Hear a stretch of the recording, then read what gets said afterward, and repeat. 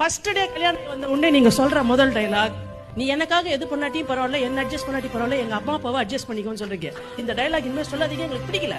உங்ககிட்ட சொல்ல முடியாம, உங்க எதிர காட்டிக்க முடியாம எவ்வளவு பொம்பளைங்க பாத்ரூம்ல மட்டும் அழுதுட்டு ஒண்ணும் இல்லைங்கன்ற மாதிரி மேக்கப் போட்டுட்டு வெளியே வராங்க தெரியுங்களா? நீங்க எல்லாம் நல்லா வச்சுக்குவீங்க நம்பி எங்க அப்பா அம்மா அனுப்பிச்சாங்க. திருப்பி எங்க அம்மா அப்பா கிட்ட போய் நாங்க நல்லா இல்லன்னு சொன்னோம்னு வச்சுக்கோங்களேன், செத்து போயிருவாங்க நெஞ்சு வெடிச்சு. சொல்லாத எவ்வளவு புழுக்கத்துல இருக்காங்க தெரியுங்களா எவ்வளவு பொம்பளைங்க.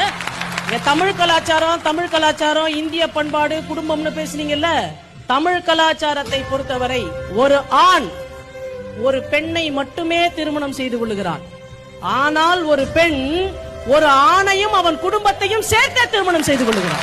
விடுங்க, 4 வயசுல ஸ்கூலுக்கு போக ஆரம்பிச்சோங்க, 16 வயசுல ஸ்கூல்ல முடிச்சோம், 23 வயசுல கிராஜுவேஷன் முடிச்சோம், வேலைக்கு போனோம், கல்யாணம் பண்ணோம், குழந்தைங்க பெத்தோம், அதுக்கப்புறமா மாமனார் மாமியாரை பார்த்தோம், எல்லாம் பண்ணி முடிச்சிட்டு ஆமா நம்ம முதல்ல 5ஆம் கிளாஸ்ல படிக்க ஆரம்பிக்கும் போது அதாகணும் இதாகணும் எதோ ஆகணும்னு நினைச்சோமே, அதுல என்ன ஆயிருக்கும்னு பார்த்தா இந்த மொத்த வாழ்க்கையிலயும் நான் தொலைஞ்சு போயிட்டேன் பாத்தீங்களா.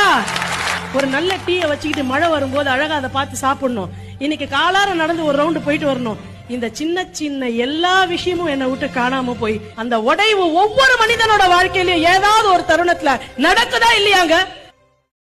First day